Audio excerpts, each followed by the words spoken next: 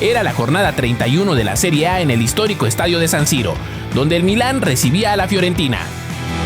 Santi Jiménez comenzaba en el banquillo. Al minuto 6, la Fiorentina abría el marcador tras un autogol, lo que hacía presagiar un mal futuro para el conjunto rosonero.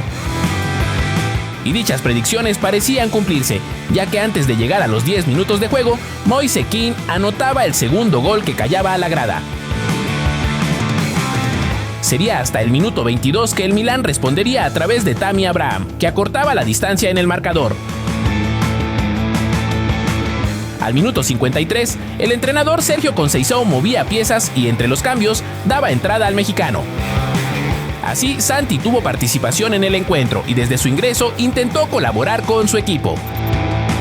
Primero, en una jugada donde el Milán remató 2 veces y el arquero hizo su trabajo al rechazar los tiros, pero después le quedó al mexicano, que remató pero solo conseguía mover la red desde afuera. Santi jugaba como soporte para sus compañeros, aunque no tendría mucho contacto con el esférico. Al minuto 63, el mexicano intentó recibir el balón pero hizo un movimiento en falso. Luka Jovic aprovechó para alcanzar el balón y marcar el gol del empate.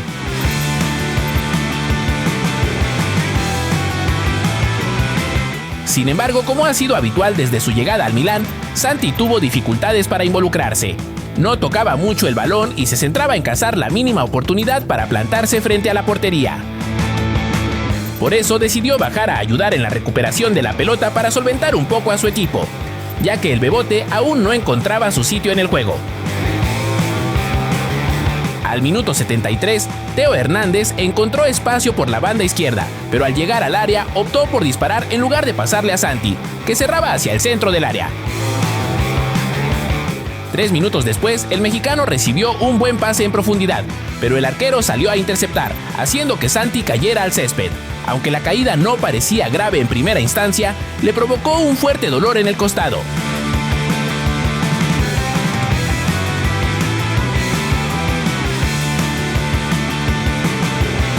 El mexicano intentó continuar, pero la molestia fue a más, y tuvo que ser sustituido al minuto 77.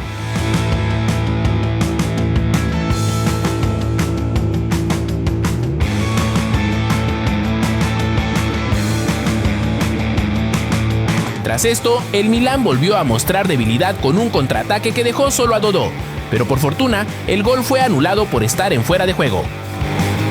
El partido terminó 2-2, y con este resultado, el Milán se mantiene en 9ª posición con 48 puntos.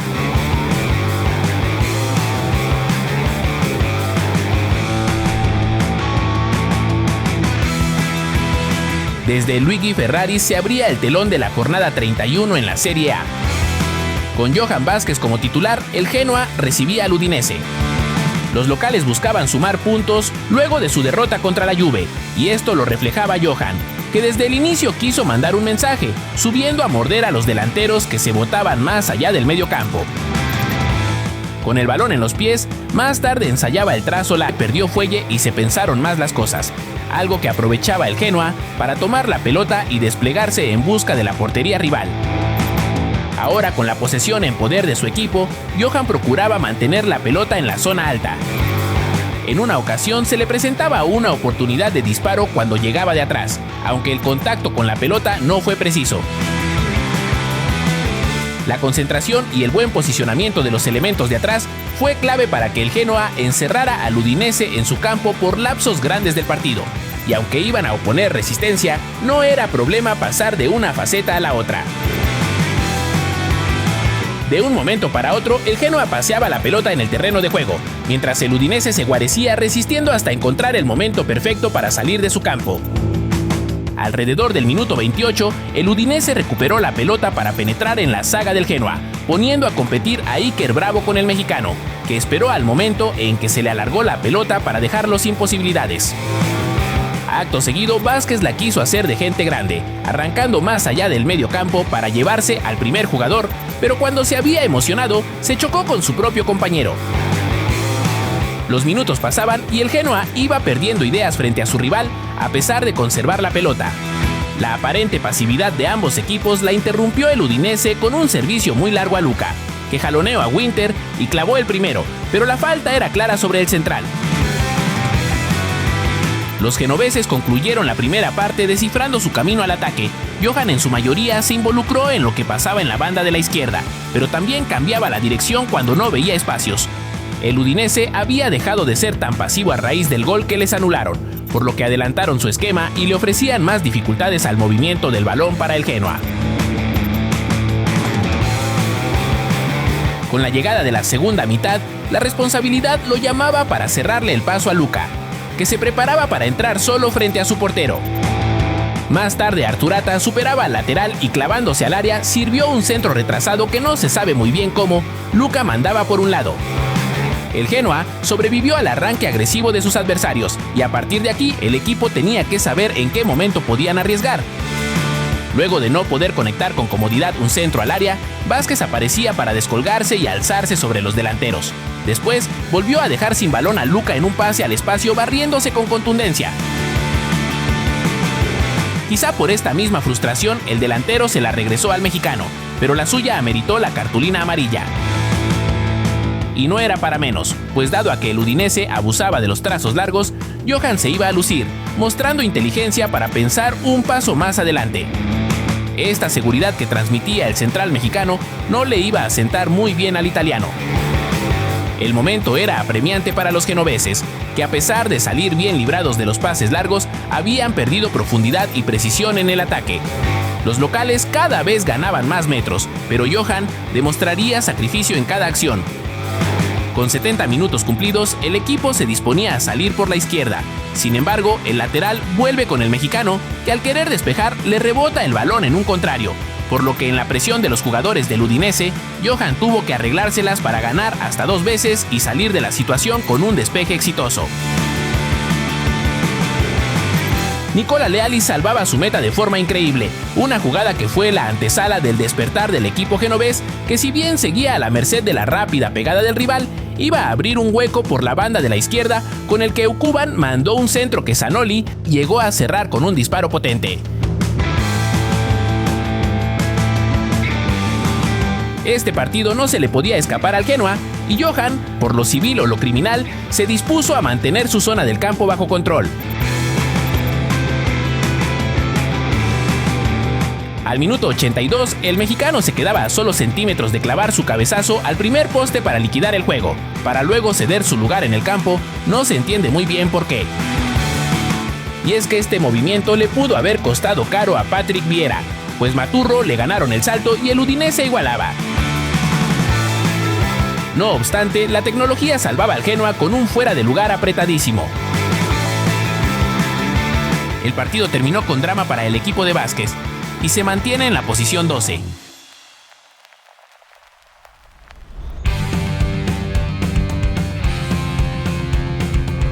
Se jugaba la segunda fecha de la ronda de clasificación de Grecia. En este partido, el OFI Creta visitaba al Aris Tesalónica, donde Jordan Silva saltaba a la cancha como titular. El conjunto de Creta tuvo que aguantar la presión que ejercía el Aris para que no pudieran salir. En ese aspecto, el mexicano ayudaba en la salida para que su equipo pudiera avanzar desde el fondo y liberarse de la presión. Sin embargo, el Aris Tesalónica sería un equipo muy insistente, por lo que la defensa tuvo que maximizar sus esfuerzos para rechazar los balones que llegaban al área. Por tal motivo, el mexicano tuvo que actuar con frecuencia para obstaculizar el trabajo del equipo local, logrando cortar varias jugadas e impedir que éstas se desarrollaran más.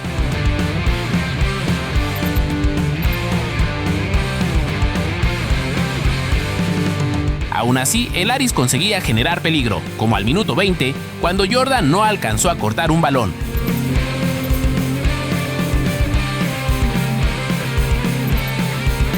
El OFI Creta encontraba dificultades para imponer su juego, y esto permitía al equipo local recuperar rápido la pelota, lo que ocasionaba que la defensa tuviera que estar atenta a los contragolpes. Por fortuna, el marcador se mantenía 0-0, y el bloque defensivo era lo más destacable del equipo visitante hasta este momento del juego.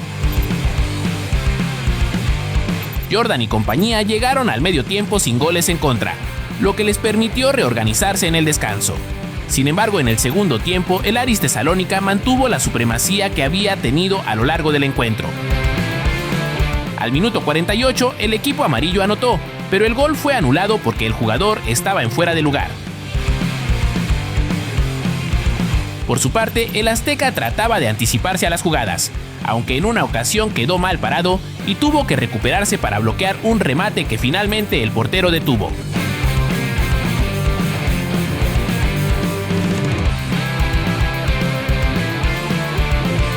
En un tiro de esquina posterior, el Aris volvió a amenazar y Jordan se estiró para rechazar el balón. En esa jugada, el mexicano sintió una molestia y pidió asistencia médica.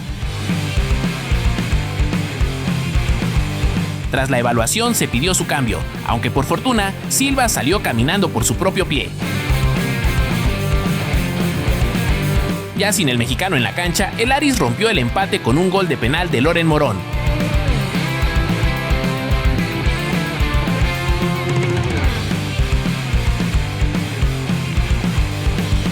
El mismo Loren robó un balón en el medio del campo y lo convirtió en anotación.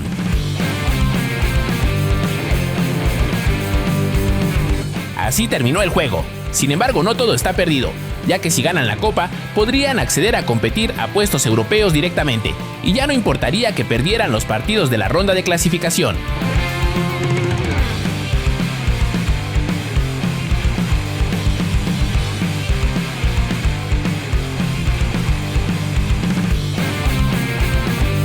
El AEK jugaba la segunda jornada de la ronda de campeonato, donde el equipo ateniense recibía al Panathinaikos, en un duelo donde Orbelín Pineda salía como titular. En esta ocasión el mexicano jugaba más adelantado, ubicado como media punta detrás del delantero, dedicado a labores ofensivas.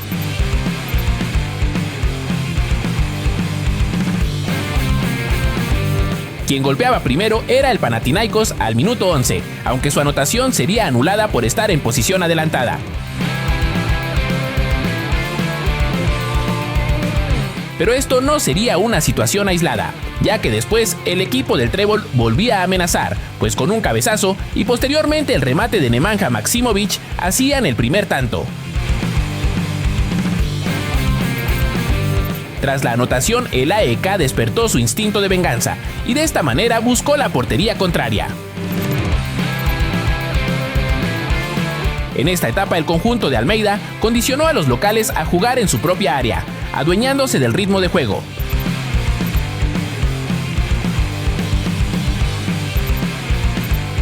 Es así que Orbelín ayudaba en la construcción, pero también buscaba internarse en una zona más letal, y aprovechando que su compañero jalaba marca, Pineda trataba de moverse en esos espacios para crear peligro. Aunque el Panathinaikos no era un equipo fácil de contener, y cuando lograban salirse de la presión, generaban nerviosismo con sus contragolpes a velocidad.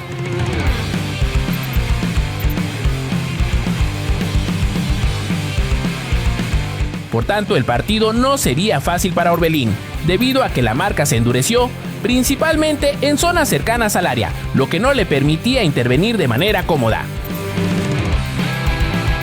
Es por eso que por momentos el mexicano buscaba bajar para tener la pelota sin la presión que tenía arriba.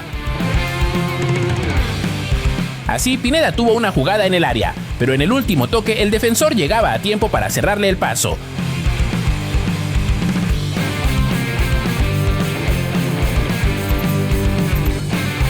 Llegaría el silbatazo que marcaba el término de la primera parte. Para el segundo tiempo, el AEK comenzaría con una jugada letal originada desde el tiro de esquina, donde Harold Mukudi ganó el remate para el empatar.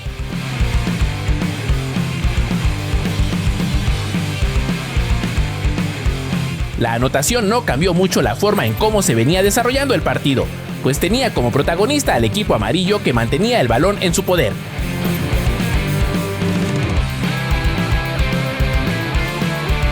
Aunque había una diferencia, pues en comparación del primer tiempo donde el AEK metió al Panathinaikos en su propia área, en este segundo tiempo hubieron más latigazos por parte del conjunto verdiblanco, lo que provocó recorridos más amplios entre los dos equipos.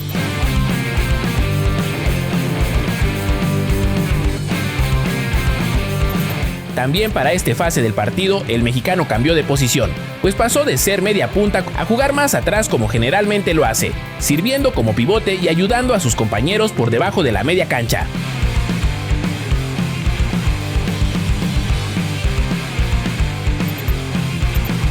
Al minuto 66, Pineda llegaría de atrás para sacar un disparo, pero este se iba demasiado arriba. El AEK buscaba mayor balance y en ese rubro el azteca ayudaba a sostener el mediocampo.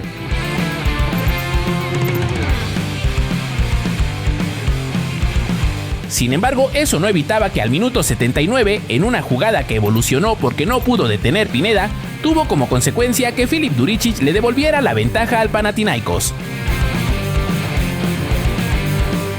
El gol descolocaría al equipo amarillo, que se notó confuso tras estar abajo en el marcador otra vez. Esto lo aprovecharía el Panathinaikos y minutos más tarde Alexander Jeremejev concretaba el tercer gol. Minutos más tarde el AEK quiso sorprender con una jugada de pizarrón, donde retrasaban la pelota hasta la ubicación del mexicano, pero este último tendría otro mal golpeo que mandó a volar la redonda. Sin tiempo para más, el partido finalizó, y con este resultado el AEK empata en puntos con el Panathinaikos y se queda lejos del líder, el Olympiacos.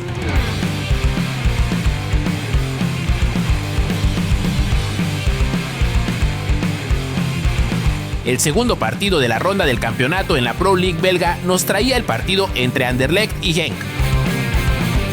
César Huerta saldría al campo como titular para enfrentar al mejor equipo de la temporada regular, ayudando en la presión en los primeros minutos para darle el primer susto a los pitufos. Los violetas sorprenderían a propios y extraños con su demencia, presentando un flujo de ataque agradable por las bandas. El chino se combinaba con sus compañeros en la parte derecha del campo, lugar donde ha tenido mejores resultados esta temporada. El Anderlecht estaba perdonando, mientras el Genk todavía tenía problemas para seguirle el ritmo a un equipo que quería subir puestos en la tabla. Si bien el mexicano no estaría siendo especialmente protagonista, una de sus tareas era la de apoyar en la defensa y con el balón en los pies, ser el enlace que conectaba con el ataque.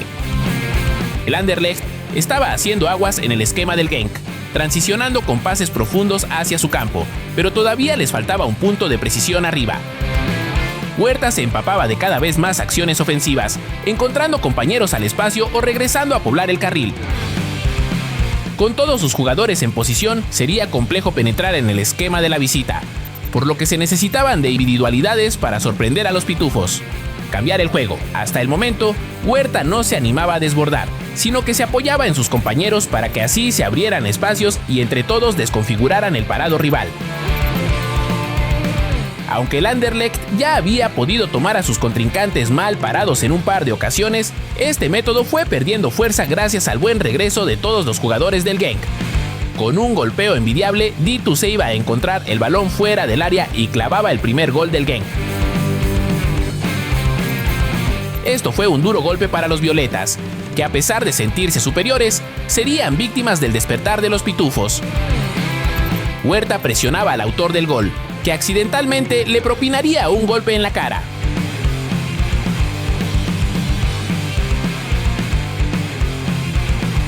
El Genk se perdía de otra oportunidad que se generó desde la banda que recorría Huerta.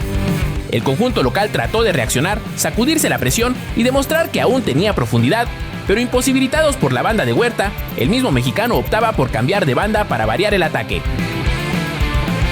Jugando por la izquierda, la situación sería más o menos la misma, y el ataque se estancaba por las bandas. El técnico hizo un par de modificaciones buscando solución, pero la cosa empeoraba, pues ahora el equipo no era capaz de escapar de su lado del campo y los someterían a un encierro del que ni la velocidad de Huerta pudo escapar.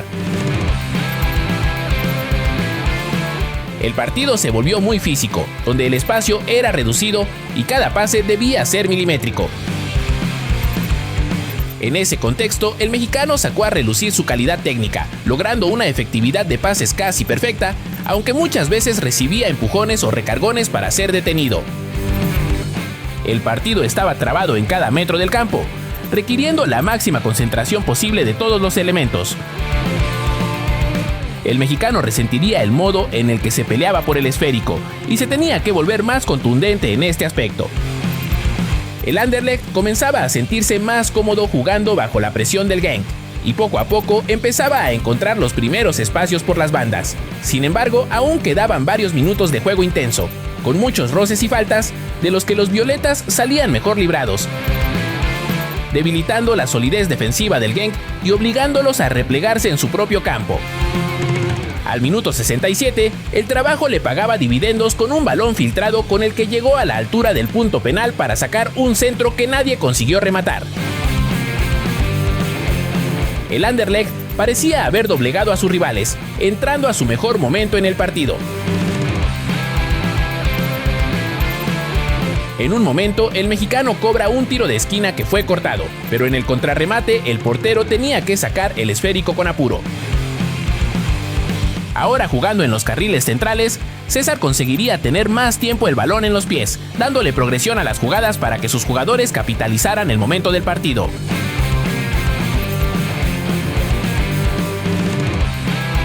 En otro tiro de esquina, esta vez Huerta se coloca en el punto penal. Cuando sale el centro, se quita a su marcador con un movimiento y a primer palo testarea el balón para doblarle las manos al portero.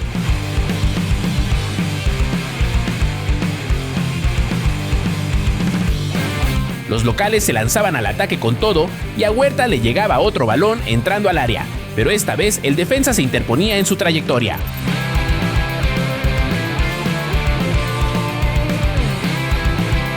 La última palabra del Genk sería desoladora, pues Brian Heinen caracoleaba para sacarse de encima a Huerta en la línea de banda, siguiendo la jugada por el centro y con espacio, saca un centro que aunque cortado, sus compañeros le bajaron a Zakaria El Wadi para destruir las redes con otro misil. En el minuto 89, el Anderlecht tuvo una última oportunidad a balón parado. Tras un par de peinadas, el esférico caía en dirección a Huerta, quien ya se preparaba para recibir, pero fue incomodado por un defensor en el momento justo. El esfuerzo fue insuficiente y el equipo terminó cayendo en casa. Con esta derrota, el Anderlecht queda en la cuarta posición del campeonato. Si la liga terminara hoy, tendría que disputar un playoff doméstico para buscar su boleto a las competencias europeas.